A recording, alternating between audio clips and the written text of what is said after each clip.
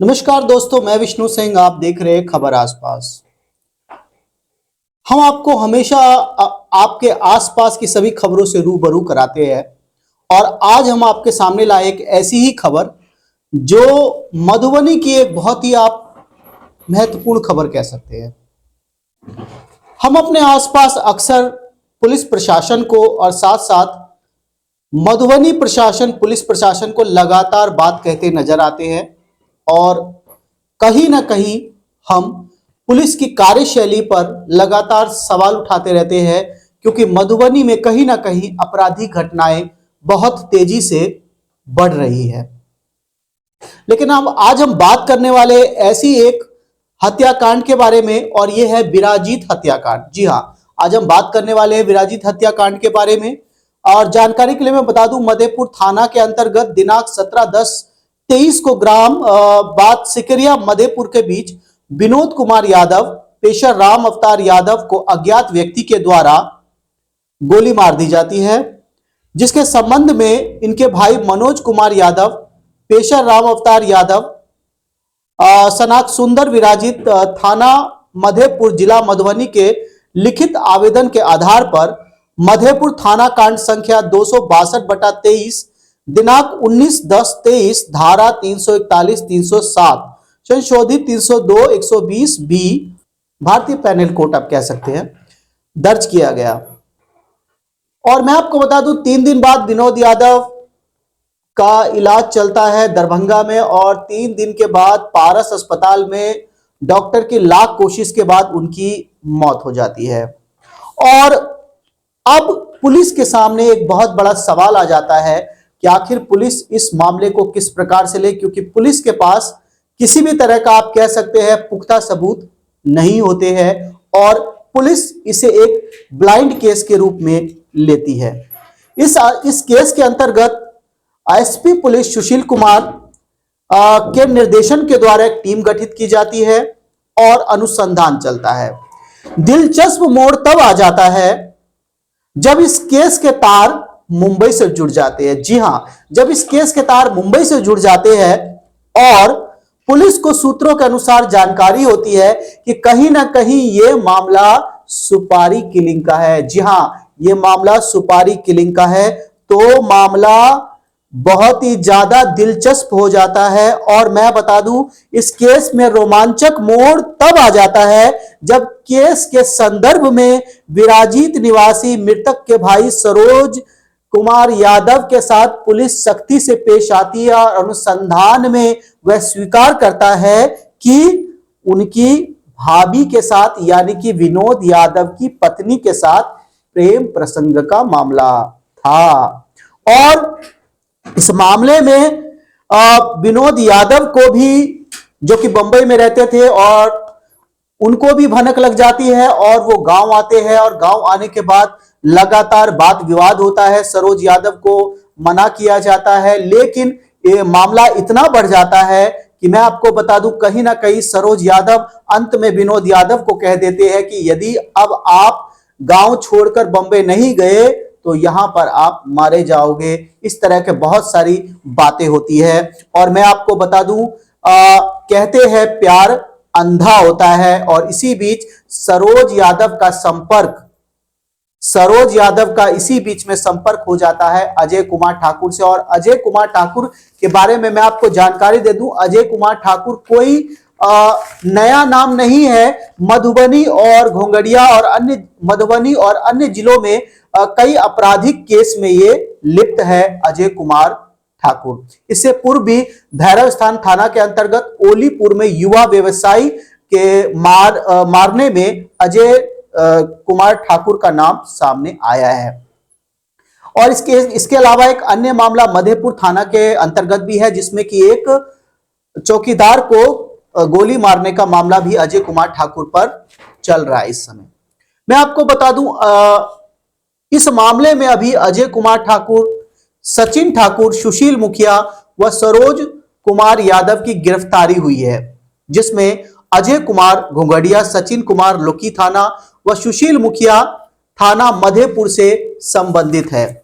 और इसके अलावा जो एक अन्य आरोपी है, मैं आपको बता दूं, इसके अलावा जो एक अन्य आरोपित है वो है वीरेंद्र यादव, जो इस समय फरार बताए जा रहे हैं, जो इसके मास्टर माइंड भी हो सकते हैं, ऐसी संभावनाएं लगाई जा रही है। तो मैं आपको बता दूं, अजय कुमार, पुलिस के अनुसार विनोद कुमार यादव की सुपारी अजय कुमार ठाकुर को 1,50,000 में दी गई, जिसमें 30,000 रुपए एडवांस दिए गए और 40,000 रुपए गोली मारने के बाद, यानी कि घटना के बाद दिए गए।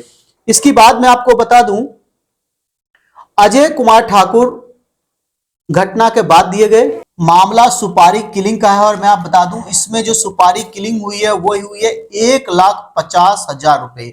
यानी कि आप कह सकते हैं बिहार में यदि एक आदमी की जिंदगी मात्र है 1.5 लाख रुपए, यानी कि इस तरह का अपराध भी बिहार में खासकर मधुबनी जिला में चल रहा है, जहां पर 1.5 से 2 लाख रुपए खर्चा किया जाता है और किसी भी निर्दोष को मारा जा सकता है। ऐसा ही मामला सामने आया है बिराजीत, जो कि मधेपुर थाना के अंतर्गत आता है, जिसमें मैं आपको बता दूं, विनोद कुमार यादव की सुपारी अजय कुमार ठाकुर को 1,50,000 में दी गई, जिसमें 30,000 एडवांस दिए गए और 40,000 घटना के बाद दिए गए।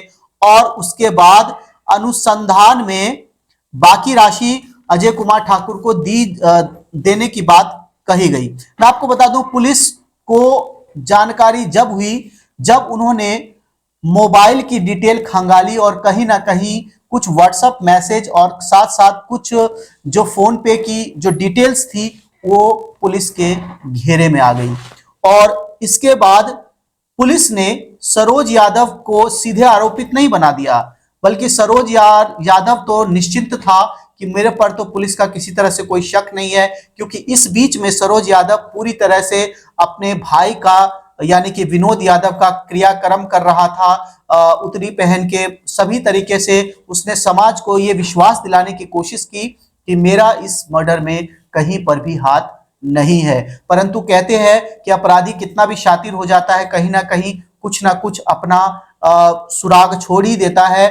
और पुलिस एक खोजी कुत्ते की तरह होती है, जो कहीं से भी, जमीन के अंदर से भी सुराग निकाल लेती है। तो ऐसा ही हुआ।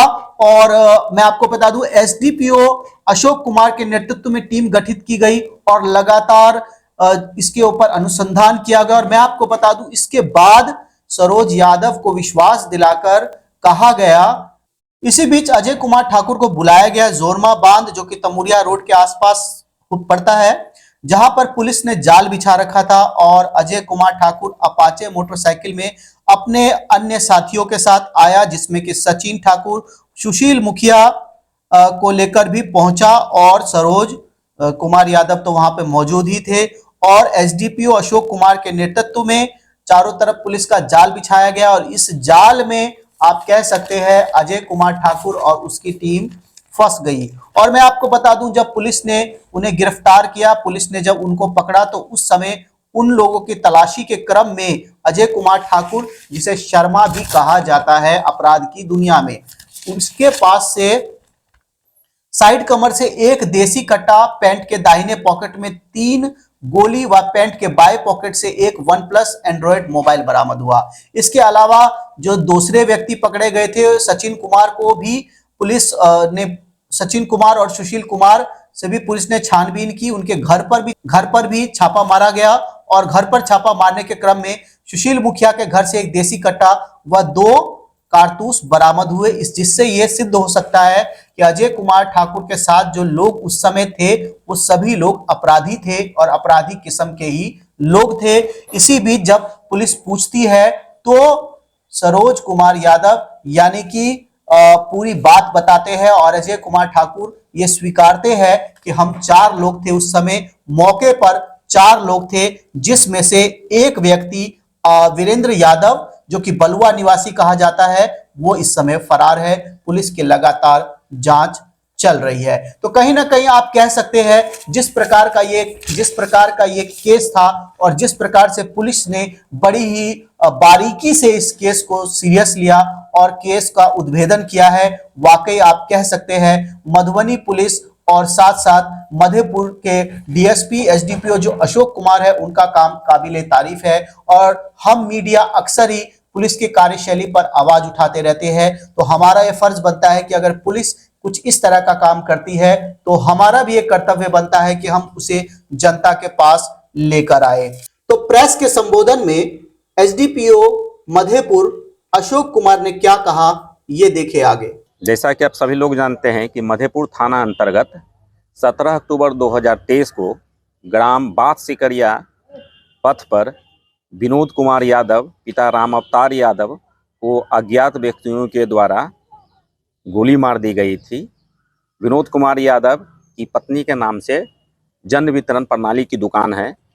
इसके भाई मनोज कुमार यादव के लिखित आवेदन के आधार पर मधेपुर थाना कांड संख्या 262-23-19-23 को रजिस्टर्ड की गई थी, जिसमें अंतर्गत धारा 341, 307, 307 बाद में संशोधित होकर 302 हो गई, क्योंकि 3 दिन के बाद जो है विनोद यादव की पारस हॉस्पिटल में इलाज के क्रम में मृत्यु हो गई थी। गोली मारने वालों के संबंध में न ही मृतक और न ही उसके परिवार वालों ने किसी भी प्रकार की जानकारी दी थी। पुलिस के लिए यह एक ब्लाइंड केस था, जिसका डिटेक्शन करना बड़ा मुश्किल काम था। किंतु पुलिस अधीक्षक महोदय मधुबनी के मार्गदर्शन में मेरे नेतृत्व में मधेपुर थाना और अन्य पुलिसकर्मियों के सहयोग से तकनीकी मानवीय अनुसंधान करते हुए मृतक के भाई सरोज कुमार यादव को थाना ला करके पूछताछ किया गया। सरोज कुमार यादव मुंबई में रहते थे, जो अपने भाई की मृत्यु के बाद ये आए थे और इन्होंने ही अपने भाई को आग दिए थे और ये लुतरी वाला जो था वो कार्यक्रम अपना प्रोग्राम किए थे। लुतरी लेकर के 10 दिन का जो कार्य होता है श्राद्ध कर्म के लिए, उसका निष्पादन जो है उसके छोटे भाई सरोज कुमार यादव के द्वारा की गई थी। सरोज कुमार यादव अविवाहित हैं, इनकी शादी नहीं हुई है। पूछताछ के क्रम में सरोज कुमार यादव द्वारा बताया गया इस कांड में अपनी संलिप्तता को स्वीकार किए और बताएं कि विनोद यादव की पत्नी से इनका कुछ प्रेम प्रसंग था, जिसकी जानकारी इनको भाई को हुआ था। और इसी बात को लेकर के विनोद यादव और सरोज यादव के बीच में वाद विवाद पूर्व में हुआ था। जब ये एक बार गांव आए थे सरोज यादव, तो विनोद यादव के द्वारा बोला गया था कि अगले बार से गांव नहीं आना, नहीं तो उठवा लूंगा। इससे ये भयभीत थे। ये मुंबई में टैक्सी वगैरह चलाते हैं, मुंबई में काम करता था सरोज यादव। वहाँ इसका एक कमरे में ग्रुपिंग था कुछ लोगों के साथ, जिसमें से एक व्यक्ति अजय यादव भी वहाँ रहता था। उसी क्रम में इन दोनों के बीच में बात हुई और विनोद यादव की हत्या की साजिश की रचना मुंबई में कर दी गई। इसके लिए सरोज ठाकुर के द्वारा 1.5 लाख में सुपारी दी गई थी। 1.5 लाख में फर्स्ट में एडवांस के रूप में इनको 30,000 रुपया फोन पे के माध्यम से सरोज यादव के द्वारा अजय ठाकुर को दी गई और बोला गया कि बाकी काम होने के बाद दिया जाएगा। अजय यादव 2 अन्य व्यक्तियों के साथ मिलकर सिकरिया मधेपुर बाथ रोड पर जब ये मोटरसाइकिल से जा रहे थे विनोद यादव, तो अपने 3 साथियों के साथ मिल करके पंजरे में गोली मार दिए थे। 3 दिन के बाद इनकी विनोद यादव की मृत्यु हो गई थी। बाद में घटना के बाद इनको फोन किया गया तो इन्होंने 40,000 रुपया और पेड किए, तो इस तरह 70,000 हो गई। सरोज यादव के जब पुलिस थाने में लाकर पूछताछ किया गया तो फिर इनके द्वारा अजय ठाकुर को यह कहकर बुलाया गया कि बाकी का पैसा जो है पेड करना है, आप आइए। तो अजय ठाकुर जो कि घोघराडीह के रहने वाले हैं, ये आने के लिए राजी हो गए। इसी क्रम में मधेपुर थाना अन्य पुलिसकर्मियों के द्वारा वाहन चेकिंग भी करवाया जा रहा था जोरमा बांध पर। यहाँ वाहन चेकिंग के क्रम में अजय ठाकुर पिता बाबाजी ठाकुर ग्राम मुजियासी थाना घोघराडीहा जिला मधुबनी और इसके साथ सचिन कुमार जिसकी उम्र 19 वर्ष है, वीरेंद्र यादव पिता का नाम, साकिन बलुआ थाना लौकी जिला मधुबनी, ये दोनों मोटरसाइकिल से आ रहे थे। 3 व्यक्ति आ रहे थे, तो 2 व्यक्ति अरेस्ट हुए और एक व्यक्ति भाग गया। पता करने पर पता इन लोगों ने बताया कि उसका नाम सुशील मुखिया है, जो कि बाथ का रहने वाला है। अजय ठाकुर के पास से एक कट्टा और 3 राउंड बरामद हुई थी।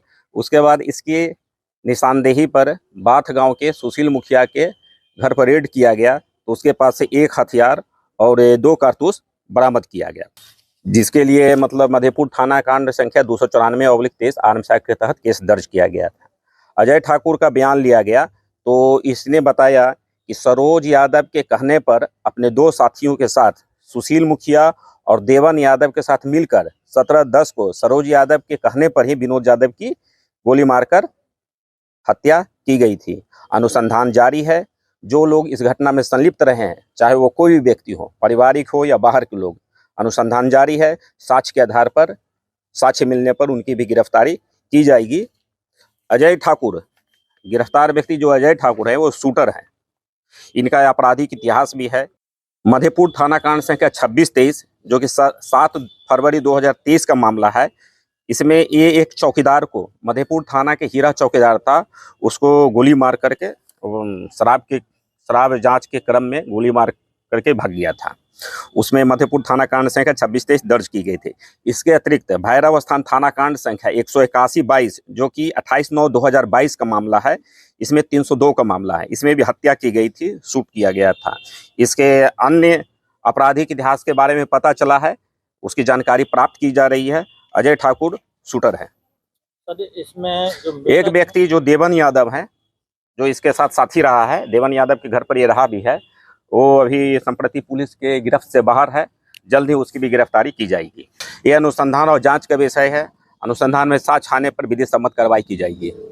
इस बारे में इनके द्वारा बताया गया कि मुंबई से आने के बाद प्रेम प्रसंग शुरू हुआ। तो उम्मीद करता हूं इस तरह के वीडियो को आप लाइक करेंगे, शेयर करेंगे, कमेंट करेंगे। मधुबनी पुलिस के लिए एक बहुत बड़ी उपलब्धि है और हम इसके लिए कह सकते हैं कि अपराधी कितना भी शातिर क्यों ना हो, पुलिस की गिरफ्त में आ ही जाता है। और इस तरह की खबरें हम लगातार अपने चैनल पे आपको दिखाते रहते हैं। यदि आप चैनल पे नए हैं तो चैनल को सब्सक्राइब कर ले। हम इसके अलावा आप हमें फेसबुक पेज पर भी फॉलो कर सकते हैं। इस तरह की खबरों के साथ हम लगातार मिलते रहते हैं और आपको जानकारी देंगे। देखते रहे खबर आसपास। जय हिंद, जय भारत।